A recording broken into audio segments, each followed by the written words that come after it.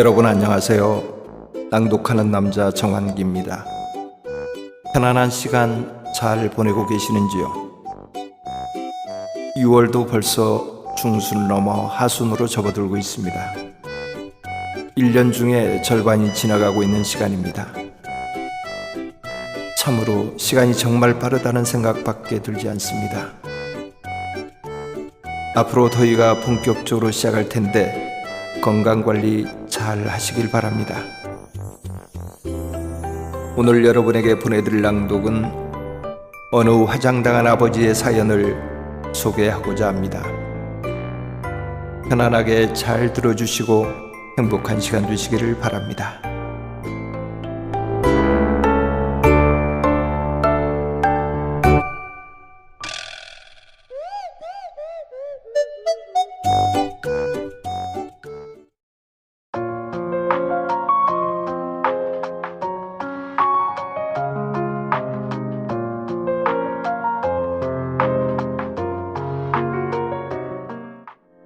어느 화장당한 아버지의 사연.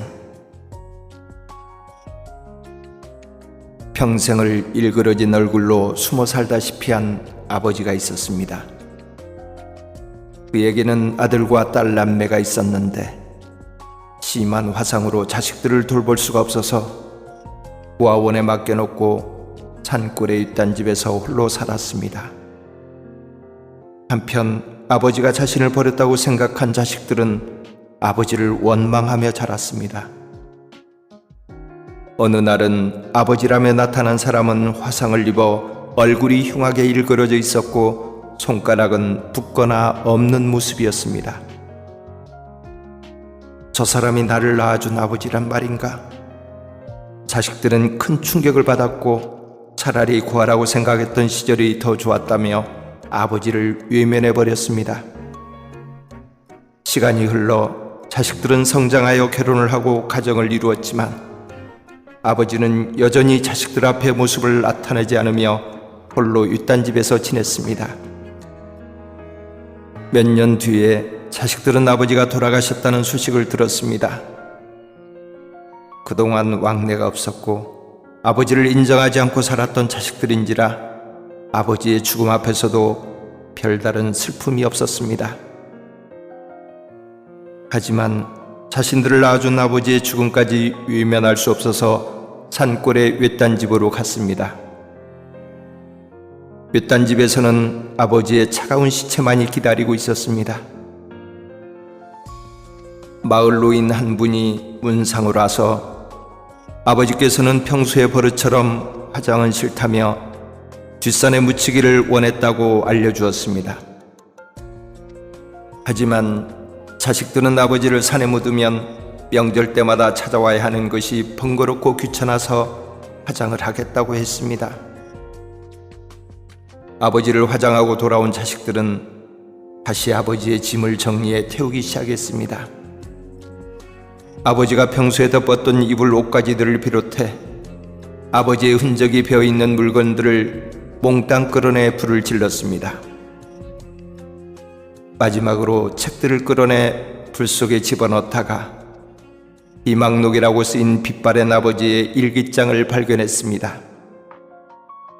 불길이 일기장에 막 붙는 순간 왠지 이상한 생각이 들어 얼른 꺼내 불을 껐습니다. 그리고 연기가 나는 일기장을 한 장 한 장 넘겨가며 읽기 시작했습니다. 아들은 일기장을 읽다가 눈물을 떨구며 통곡했습니다. 일기장 속에는 아버지께서 보기 흉한 얼굴을 가지게 된 사연이 쓰여 있었습니다. 아버지의 얼굴을 그렇게 만든 것은 바로 자신들이었습니다. 일기장은 죽은 아내와 아이들에게 쓰는 편지로 끝이 나 있었습니다.